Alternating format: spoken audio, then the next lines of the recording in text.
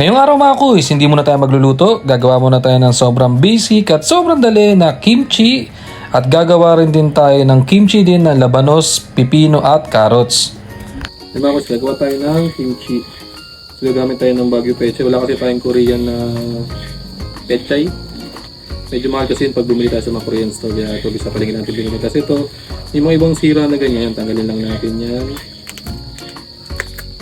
Tapos yung may mga dilo-dilo sa ibabaw, tanggalin natin. Pero kahit hindi na lahat, okay naman yun. Tapos lagyan na natin asin, babad lang natin ito ng mga 3 to 4 hours. O kaya 1 hour lang, pwede siguro. Itong pagbababad ng asin, makakatulong to para matanggal natin yung tubig na itong Baguio Pechay. Tsaka para mas makunat. Tsaka kasi tinan nyo, pag wala siyang asin, pag binali mo yan, di ba nababali siya agad. Pero mamaya pag nababad natin sa asin, nasugasan natin, hindi na siya mababali ng ganyan. Parang medyo na siya.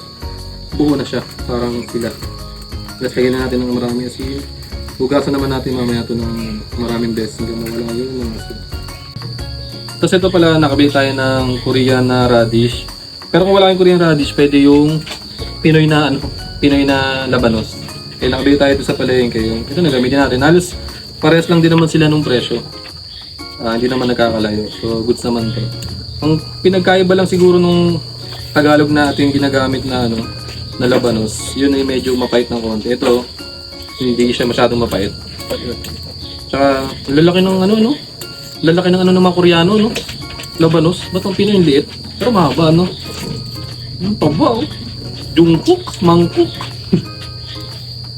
Taba ng labanos ni Jungkook. Nasa balatan lang natin. After niya, bababad lang din natin sa asin, kasabay nung labanos, Baguio Pechay. Pagkatapos natin nabalatan itong ating Korean na labanos, hatiin na natin sa 4 yan. Ibababad din natin sa asin yan kasabay ng ibang gulay na gagamitin natin sa paggagawa ng kimchi. So maglalagay din tayo ng carrots. Yan. Ito, hindi ko alam kung Korean to. Sa carrots to. Hatiin na din natin sa 4. Iba din na nila binababad sa asin dami na rin natin. Malaking lagayan natin na pambabad na sa ating kimchi. Yan. Ganyan lang din ang hati. Yan, tapos gagamit din tayo ng onion leeks or pwede rin daon ng sibuyas, pwede rin Korean na na daon ng sibuyas. Pero ito lang available sa atin. Mas malaki na yung ganito nila sa Korean. Tignan po. Sama rin natin doon sa pagbabad sa asin. Hatiin na natin. Ganyan na. Tapos babad na natin naman. Ito, sasama na rin natin yung ugat. Pwede rin namang hindi. Pero ugat nyo lang maigi. Kasi may nakita ako sinasama nila yung ugat Para siguro may kaganda ang asal ka madudulot dito pag sinama natin. Magsasama rin tayo ng pipino kasi magkikimchi rin tayo mamaya nung labanas tsaka pipino lang. Patin lang din natin sa 4. Yan lang. Tapos habang natin sa asin, tas yun na yan.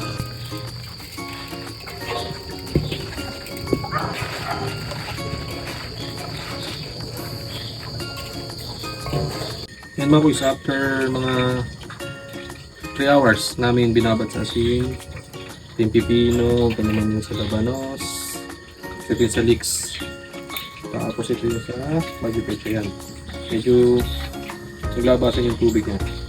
Hindi wala tayong lagyan ng tubig kanina. May asin. So yan, babalawan natin na dito. Okay. Ito mga kuys, yung sabi ko sa inyo na pag naglagay tayo ng asin, kaya na nung naglagay tayo ng asin dito sa Baguio Pechay, bali, hindi natin hinugasan. Asin nilagay lang natin direkta ng rock salt na asin. Sila yung mga kuys, yan yung tubig na lumabas sa Baguio Pechay, sa labanos, carrots, saka doon sa pipino. Yan yung asin.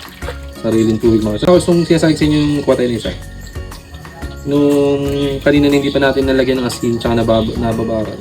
Ano nangyari pag ginagay ito, napuputol sa mga, kaya naman mga ito, ayaw nyo maputol. Diba? Ito, yan, kumunat na siya. Diba? Yun yung sinasabi ko sa inyo na kagandahan, pag gumagawa yung kimchi, dapat talaga bababad nyo sa asin kahit mga 3 hours to 4 hours. Ito yung mga gusto, ayaw siyang maputol. Diba? Kaya na, konting gano'n na natin putol na yun yung purpose niya. Tsaka tatanggalin na natin tubig doon sa pinaka-Baguio Pechay. Kaya mga gusto, gasan na natin ito.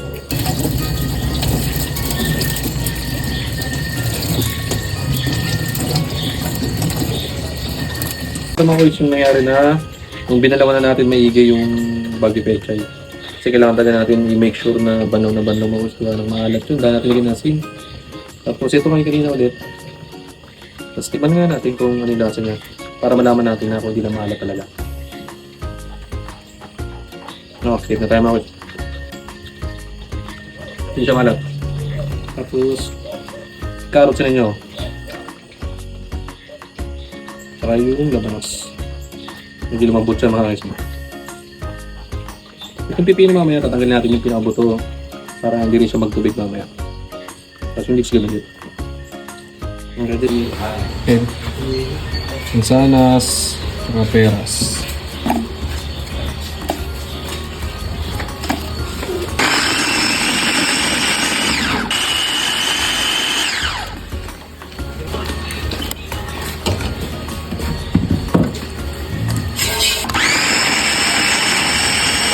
After natin i-blender yung mansanas at peras, isasama na natin dito sa ating glutinous rice. Bali, niluto ko na siya kanina mga kuys. Bali, ganyan yung gusto natin texture. Yung saktuan lapot lang kasi ito ay medyo may mga tubig pa tong ilalagay natin katulad ditong mansanas at peras. Kaya pagka sobrang labnaw nun, hindi maganda yun mga kuys. Tapos ito, maglalagay rin tayo ng sibuyas, bawang at luya. Saktuan lang din mga kuys. Ito yung pinaka-base ng ating gagamitin sa ating kimchi. I-blender lang din natin yan. Pagkatapos, ibubusa rin natin yan dyan sa ating mixture ng glutinous rice, peras at mansanas. Tapos ito, maglalagay tayo ng alamang dyan. Kayo mga kuys, optional lang kung gusto nyo. Tapos ito, asukal. Kung meron kayong honey, mas maganda mga kuys. Tapos maglalagay pa rin tayo dito ng gochujang gungung ganggang. Siguro mga 3 kutsara yung mga kuys. Tapos maglalagay rin tayo ng hunchung huangqing chili flakes. Yan mga kuys.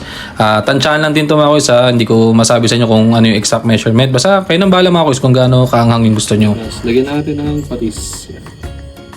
Patis ni Jester. Yes. Ito yun, di ba?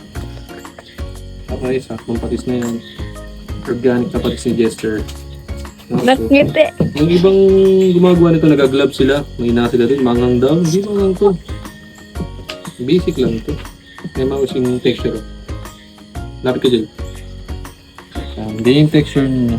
Yan, ganyan texture nyo dapat. Ganyan naman, quality, no? Pinamay.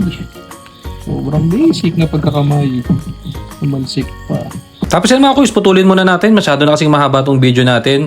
Bukas upload natin yung part 2 ng paggagawa ng kimchi. Salamat mga kuys, kain!